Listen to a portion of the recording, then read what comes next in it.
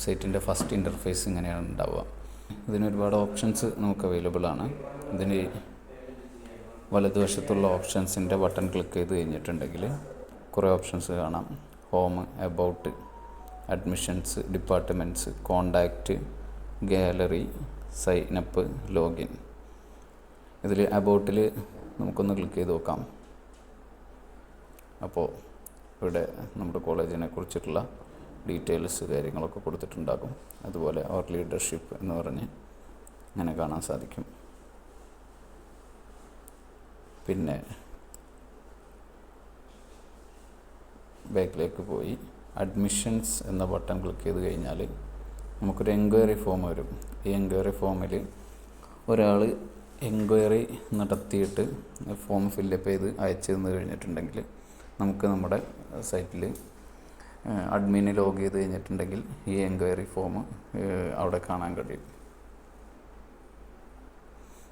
അതുപോലെ ഡിപ്പാർട്ട്മെൻറ്റ്സിൽ ഇവിടെ നമുക്ക് ഏതൊക്കെ കോഴ്സാണ് നമുക്ക് അവൈലബിൾ ആയിട്ടുള്ളത് ആ കോഴ്സുകളൊക്കെ നമുക്ക് കാണാൻ കഴിയും. അതുപോലെ ആ കോഴ്സിൽ ക്ലിക്ക് ചെയ്ത് കഴിഞ്ഞിട്ടുണ്ടെങ്കിൽ നമുക്ക് ആ കോഴ്സിൻ്റെ ഫുൾ ഡീറ്റെയിൽസ് നമുക്ക് അവൈലബിൾ ആയിരിക്കും. ഇത് നമ്മളോട് ഡെമോ ചെയ്തുകൊണ്ടാണ് ഇതിൽ കാണാത്തത്. അതൊക്കെ ഡീറ്റെയിൽസ് നമ്മൾ നേരത്തെ ആഡ് ചെയ്ത് വെച്ചിട്ടുണ്ടെങ്കിൽ അതൊക്കെ കാണാൻ സാധിക്കും. പിന്നെ കോണ്ടാക്റ്റാണ്. കോണ്ടാക്റ്റിൽ നമ്മളിപ്പോൾ അഡ്മിനിസ്ട്രേറ്ററുടെ ഡീറ്റെയിൽസാണ് കൊടുത്തിട്ടുള്ളത്. ബാക്കി കോണ്ടാക്ട് ഡീറ്റെയിൽസ് കൂടി ഇതിൽ ഉൾപ്പെടുത്തും. സോഷ്യൽ മീഡിയ ഹാൻഡ്ലിങ് കാര്യങ്ങളൊക്കെ ഉൾപ്പെടുത്തും. പിന്നെ ഗാലറിയാണ്. ഗാലറിയിൽ കയറി കഴിഞ്ഞാൽ നമുക്കിവിടെ വീഡിയോസ് യൂട്യൂബിൽ നമ്മൾ അപ്ലോഡ് ചെയ്തത്, ഇൻസ്റ്റഗ്രാമിൽ അപ്ലോഡ് ചെയ്തത്, അങ്ങനെയുള്ള പലതരത്തിലുള്ള വീഡിയോസ് നമുക്കിവിടെ കാണാൻ സാധിക്കും. പിന്നെ ഈ ഓപ്ഷൻസ് ഇവിടെ കൂടാതെ ഇതിൽ സൈനപ്പ് എന്നുള്ള ഓപ്ഷൻസ് തൽക്കാലം നമ്മൾ ലോഡ് ചെയ്തിട്ടില്ല. അതുപോലെ ഇവിടെ അടിയിലേക്ക് വന്നു കഴിഞ്ഞിട്ടുണ്ടെങ്കിൽ ഈ ഓപ്ഷൻസ് നമ്മൾ ക്ലോസ് ചെയ്ത് കഴിഞ്ഞാലും അഡ്മിഷൻ്റെ ലിങ്ക് അടിയിൽ നമുക്ക് അവൈലബിൾ ആണ്. അപ്ലൈ നോ എന്നുണ്ടല്ലേ, അവിടെ അഡ്മിഷൻ എൻക്വയറീൻ്റെ ലിങ്ക് നമുക്കിവിടെ കാണാൻ സാധിക്കും.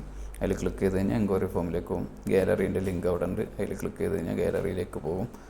പിന്നെ അവർ കോഴ്സിൻ്റെ ലിങ്കിലേക്ക് ക്ലിക്ക് ചെയ്ത് കഴിഞ്ഞാൽ നമ്മുടെ കോഴ്സുകൾ ഫുൾ അവൈലബിൾ ആവും. ആ കോഴ്സിൽ ഓരോന്നും ക്ലിക്ക് ചെയ്ത് കഴിഞ്ഞാൽ അതിൻ്റെ ഡീറ്റെയിൽസ് ഫുള്ളായിട്ട് കിട്ടും.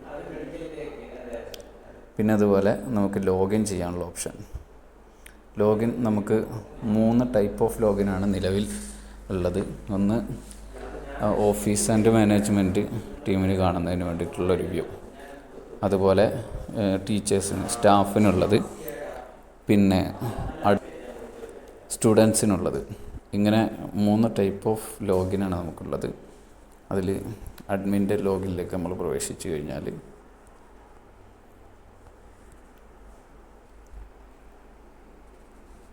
ഇവിടെ നമുക്ക് ഇങ്ങനെ ഒരു ഡാഷ്ബോർഡ് വന്നതായിട്ട് കാണാൻ സാധിക്കും. അതിപ്പോൾ അഡ്മിൻ്റെ പ്രൊഫൈലും കാര്യങ്ങളൊക്കെ ഇവിടെ ഉണ്ട്. അതുപോലെ ഈ ഓപ്ഷനിൽ ക്ലിക്ക് ചെയ്ത് കഴിഞ്ഞിട്ടുണ്ടെങ്കിൽ നമുക്കിതിൽ കുറേ ഡീറ്റെയിൽസ് കാണാൻ സാധിക്കും. ഡാഷ്ബോർഡ് ഉണ്ട്. പിന്നെ സ്റ്റുഡൻസിനെ ഏതൊക്കെ സ്റ്റുഡൻറ്റ് നമ്മുടെ കോളേജിലുണ്ട് ആ സ്റ്റുഡൻറ്റിൻ്റെ ഡീറ്റെയിൽസ് ഫുൾ ഇവിടെ ഉണ്ടാകും. പിന്നെ സ്റ്റുഡൻറ്റിനെ ആഡ് ചെയ്യാൻ അഡ്മിന് ഓപ്ഷൻ ഉണ്ട്. സ്റ്റാഫിനെ ആഡ് ചെയ്യാനും സ്റ്റാഫിനെ വ്യൂ ചെയ്യാനുമുള്ള ഓപ്ഷൻ ഉണ്ട്. പിന്നെ കോഴ്സുകൾ ഏതൊക്കെയാണ്, ആഡ് കോഴ്സ്, വ്യൂ കോഴ്സ്, അതിനുള്ള ഓപ്ഷൻ ഉണ്ട്. സബ്ജക്റ്റുകൾ add subject, view subject, session, add session, view session, attendance. നമുക്കവിടെ അറ്റൻഡൻസ് ടീച്ചേഴ്സ് മാർക്ക് ചെയ്യുന്നതിനനുസരിച്ച് നമുക്ക് കാണാനുള്ളൊരു ഓപ്ഷനാണ് ഇവിടെ ഉള്ളത്. ഇതാ നമ്മൾ ഇപ്പോൾ ഫെബ്രുവരി മാസത്തിലെ 28 ദിവസങ്ങളിലുള്ള ഫുൾ ഡീറ്റെയിൽസ് ഇവിടെ കിട്ടും. അപ്പോൾ ഇവിടെ നമ്മൾ 6-ാം തീയതി ഒരു പ്രസൻറ്റ് കാണുന്നുണ്ടല്ലോ, അത് ടീച്ചറുടെ ലോഗിനിൽ കയറി അറ്റൻഡൻസ് ഇട്ടത് കൊണ്ടാണ് അങ്ങനെ കാണാൻ സാധിക്കുന്നത്. അതേപോലെ അറ്റൻഡൻസ് ഇടുമ്പോൾ അതിനനുസരിച്ചിട്ട് ഇവിടെ കുട്ടികളുടെ അറ്റൻഡൻസുകൾ കാണാൻ സാധിക്കും. അതുപോലെ അറ്റൻഡൻസ് സമ്മറിയിൽ പോയി കഴിഞ്ഞാൽ ടോട്ടൽ സ്റ്റുഡൻസ് പ്രസൻറ്റ് ആബ്സെൻ്റ് ആയിട്ടുള്ള ഇന്നത്തെ ഡേറ്റിലുള്ളത് ഫെബ്രുവരി 7-ാം തീയതി പ്രസൻറ്റുള്ള ആബ്സെൻ്റുള്ള ഒക്കെ കാണാൻ സാധിക്കും. പിന്നെ ടോട്ടൽ ശതമാനം, അറ്റൻഡൻസിൻ്റെ ശതമാനം കാണാൻ സാധിക്കും. പിന്നെ നമുക്ക് ഈ ഡൗൺലോഡ് ചെയ്യാനുള്ള ഒരു ഓപ്ഷനും കൂടി ഉണ്ട്. PDF ഡൗൺലോഡ് ചെയ്തെടുക്കാനുള്ള ഓപ്ഷനും കൂടി ഉണ്ട്. അപ്പോൾ ഫയൽ ഡൗൺലോഡ് ആവുന്നതാണ്. കൂടാതെ നമുക്ക് നോട്ടിഫിക്കേഷൻസ്, സ്റ്റാഫ് നോട്ടിഫിക്കേഷൻ അയക്കാനും സ്റ്റുഡൻറ്റ് നോട്ടിഫിക്കേഷൻ അയക്കാനും ഉള്ള ഓപ്ഷൻ ഉണ്ട്. അതിൽ ക്ലിക്ക് ചെയ്ത് കഴിഞ്ഞിട്ടുണ്ടെങ്കിൽ നമുക്ക് ഇവിടെ ഇങ്ങനെ സ്റ്റാഫിൻ്റെ ലിസ്റ്റ് വരും. ആ സ്റ്റാഫിൻ്റെ ലിസ്റ്റിലേക്ക് നോട്ടിഫിക്കേഷൻ അയക്കാൻ പറ്റും. സ്റ്റുഡൻറ്റിന് നോട്ടിഫിക്കേഷൻ അയക്കാനും ഇതേ മെത്തേഡ് തന്നെയാണുള്ളത്. പിന്നെ ഫീഡ്ബാക്ക്, അവിടെ നിന്ന് സ്റ്റുഡൻസോ സ്റ്റാഫോ ഒരു ഫീഡ്ബാക്ക് നമുക്ക് അയച്ചു കഴിഞ്ഞാൽ അത് എടുക്കാനുള്ളൊരു ഓപ്ഷനാണിത്. ഇപ്പോൾ ഇവിടെ ഫീഡ്ബാക്ക് നമുക്ക് കാണാൻ കഴിയും. പിന്നെ റിസൾട്ടിൻ്റെ ഉള്ള ഒരു ഓപ്ഷനാണ്. അവിടെ റിസൾട്ടിൻ്റെ നമുക്ക് ടോട്ടൽ മാർക്സ് ഇവിടെ കാണും. സബ്ജക്റ്റ് വന്നു കഴിഞ്ഞാൽ സബ്ജക്റ്റിൻ്റെ മാർക്കുകളൊക്കെ കാണാൻ സാധിക്കും. അത് നമുക്ക് മാർക്ക് അപ്ഡേറ്റ് ചെയ്യാനുള്ള ഒരു ഓപ്ഷനും അവിടെ അവൈലബിൾ ആണ്. ഒരു ബട്ടൺ കാണുന്നുണ്ടല്ലോ.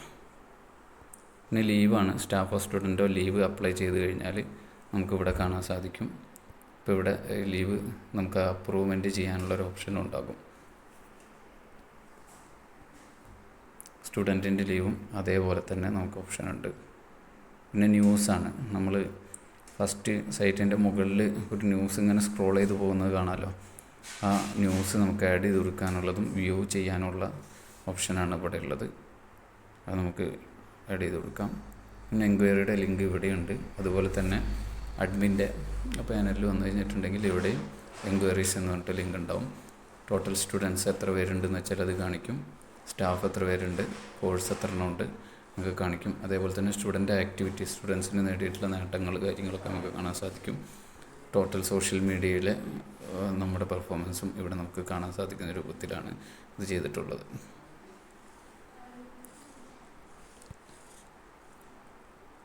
ഇത്രയും കാര്യങ്ങളാണ് നമുക്ക് നമ്മുടെ സൈറ്റിൽ അവൈലബിൾ ആയിട്ടുള്ളത്.